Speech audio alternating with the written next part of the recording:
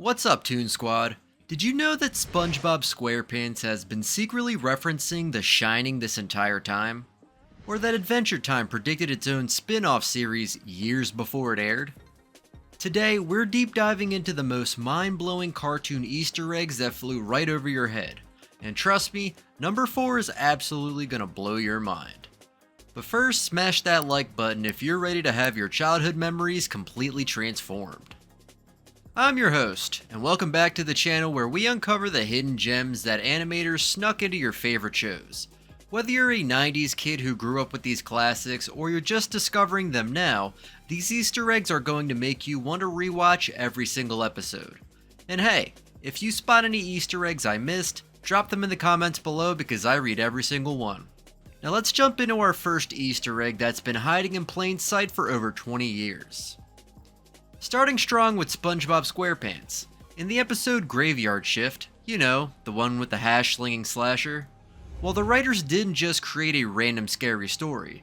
They packed this episode with classic horror movie references that most of us completely missed as kids. The most obvious one?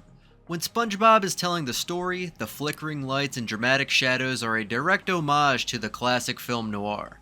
But here's the kicker. The way the hash-slinging slasher is described, with the spatula for a hand and the creepy walk, is actually a mashup of several horror icons. But the real Easter egg? The entire atmosphere and pacing of this episode mirrors Stanley Kubrick's The Shining. The empty restaurant, the isolation, the gradual buildup of tension. It's like Steven Hillenburg and his team created a kid-friendly version of the Overlook Hotel. And if you think that's coincidental, wait until you see what they did in later episodes. The Amazing World of Gumball is basically an Easter egg paradise, but there's one that's so cleverly hidden, most people miss it even when they're looking for it.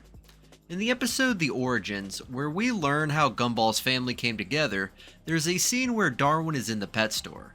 Now pay close attention to the background. You'll see that fish looks suspiciously familiar. Those aren't just random fish designs, they're actually references to classic animated fish from other shows. There's a fish that looks like Klaus from American Dad, one that resembles the fish from Pinocchio, and even one that's clearly inspired by the fish from The Cat in the Hat. But here's where it gets really clever. The writers didn't just throw these in randomly. Each fish reference actually connects to the theme of the episode about finding your place in a family. It's like they're saying, even fictional fish deserve their own stories. And speaking of clever writing, this brings us to our next Easter egg that spans multiple episodes. Here's something that'll make you want to rewatch every SpongeBob episode. The show has way more continuity than you think, and it's all hidden in the background details. Remember in Sleepy Time when SpongeBob enters everyone's dreams? Well, in later episodes, you can actually spot dream elements appearing in the real world as background details. It's like the animators are suggesting that maybe some of those dream sequences actually happened. But the coolest part? In Band Geeks, when Squidward's band is practicing, look at the music sheets. The notes actually correspond to the Sweet Victory song they perform later. The animators literally drew out the entire musical arrangement as a background detail that lasts maybe 3 seconds on screen. And in the same episode, during the halftime show, you can spot characters from other episodes in the crowd, including the hash-slinging slasher. It's like Bikini Bottom has its own shared universe that we're just now discovering. This attention to detail is insane, but it's nothing compared to what Adventure Time did. Okay, this one actually blew my mind when I first discovered it. Adventure Time didn't just create Easter eggs, they created prophecies. In Season 2's The Real You, there's a scene where Finn puts on the glasses that show him the true nature of reality. For just a few frames, you see this cosmic, mathematical visualization of the universe. Now most people thought this was just trippy animation, but if you look closely, those mathematical equations and symbols actually correspond to plot points that wouldn't be revealed until seasons later. Those symbols include references to the Mushroom War, the Cosmic Owl, and even hints about Finn's past lives. It's like Pendleton Ward and his team had the entire series planned out from the beginning, and were just dropping hints for the superfans who were paying attention. But here's the craziest part. In that same cosmic sequence, there's a split-second image that looks exactly like the title card for Distant Lands, the Adventure Time spin-off that wouldn't be announced until 2019. Either this is the most incredible coincidence in animation history, or the Adventure Time crew are actual time travelers. The Amazing World of Gumball loves breaking the fourth wall, but there's one Easter egg that's so meta it actually references the show's own production process. In the episode The Money, when the family is trying to save money, there's a scene where they're watching TV and complaining about how expensive animation is. Gumball says something like, "Why does everything have to be so detailed?" Now here's the Easter egg. Immediately after he says this, look at the background. The animation style of everything behind the main characters suddenly become way more simplified and cheaper looking. It's like the animators heard Gumball's complaint and decided to actually cut their budget in real time. But it gets even better. In later episodes, you can spot these budget cuts appearing randomly in the background. Sometimes a character will be fully animated while the character next to them is just a stick figure. It's like the show is constantly making fun of its own production constraints. And the best part? The fans started noticing this pattern and the creators actually acknowledged it in later episodes by having characters directly comment on the animation quality.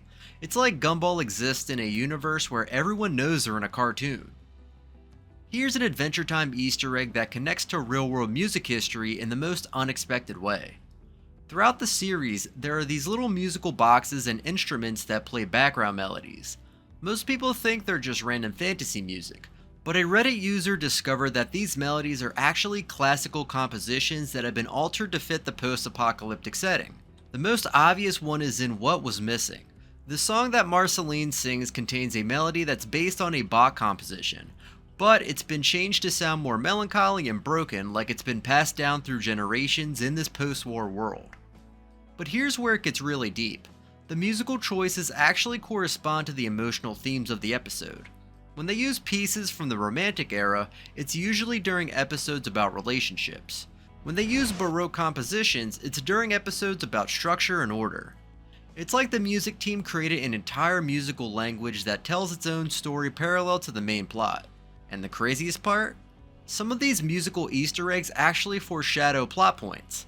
The melody from I Remember You appears in background music from Season 1, years before we learned about the Ice King's backstory.